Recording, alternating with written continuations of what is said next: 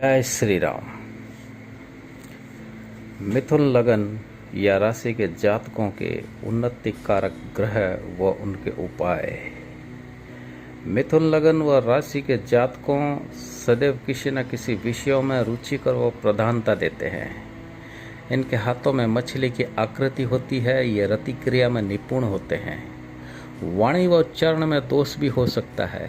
दूसरों के मन के इरादों को शीघ्रता से भांप लेते हैं, किंतु श्रेष्ठ धन को संग्रह नहीं कर पाते।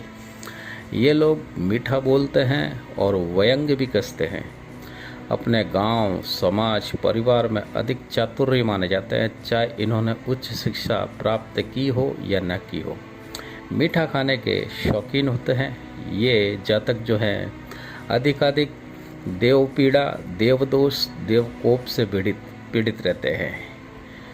पश्चिम दिशा इनको हमेशा लाभदायक होती है, किंतु फिर भी इनकी जिंदगी में बेबसी, मजबूरी, कठिनाइयाँ, दरिद्रता, इस प्रकार की मुसीबतें कम नहीं होती। समय समय पर आकर के इनको परेशान करती है। यह समझ लीजिए सांप सीढ़ी का खेल।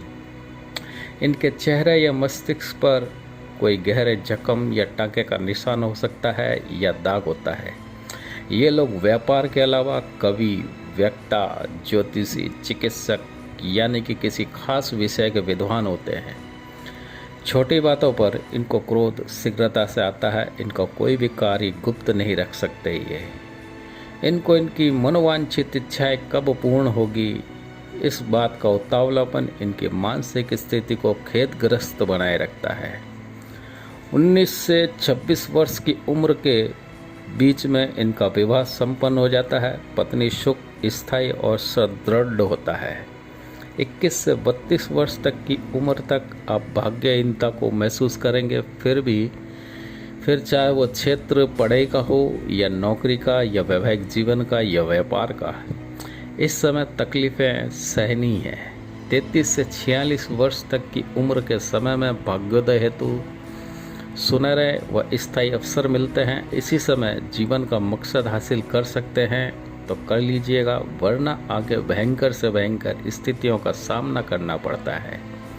उम्र का 56वां वर्ष महान कष्टकारक हो सकता है। इस समय आपको राजभय, स्त्री संतान से, मान शौक, कारोबार या नौकरी में उलझनों का सामना होगा, किंतु जीवन का अंतिम समय आप पूर्ण रूप से सुखी जीवन व्यतीत करेंगे। शत्रुओं पर आप विजय पाने में पूर्ण सामर्थ्यवान होते हैं। इस प्रकार से आपका जीवन यदि अदर झूल में हो तो दुख के समय प्रकाश देने का कार्य ईश्वर का है। इसलिए आप ईश्वर की उपासना, भक्ति, साधना मार्ग स्वीकार करें और आप सदैव ईश्वरीय प्रकाश से प्रकाशमान रहेंगे यदि ईश्वर की भक्ति में रुचि रखते हैं तो। इसलिए आपको कुछ अधिक नहीं तो कम से कम कुछ जो आपको बताए जा रहे हैं उन उपायों को आप करें, ताकि अपना सामान्य जीवन निर्वाह करते हुए जीवन कल्याणार्थ हेतु इन उपायों को करना चाहिए। पहला उपाय यह है कि शिव पंचाक्षर स्तोत्र का पाठ नित्य 12 बार करना चाहिए। इसके अलावा एक पन्ना धारण करें अपने कनिष्ठ का उंगली के अंदर। साथ ही अनुष्ठान विधि से गणपति मोहिनी कवच धारण करना चाहिए। इसके अलावा प्रतिमाह संकटी चतुर्थी का व्रत करना हितकारी होगा। तीसरा है श्री हनुमान जी की आराधना। हनुमान जी का मंत्र का जाप कर गुग्गुल से हवन करना चाहिए। चौथा, कोई वेद मंत्र या स्तोत्र का पाठ नित्य करें या नित्य सुनें।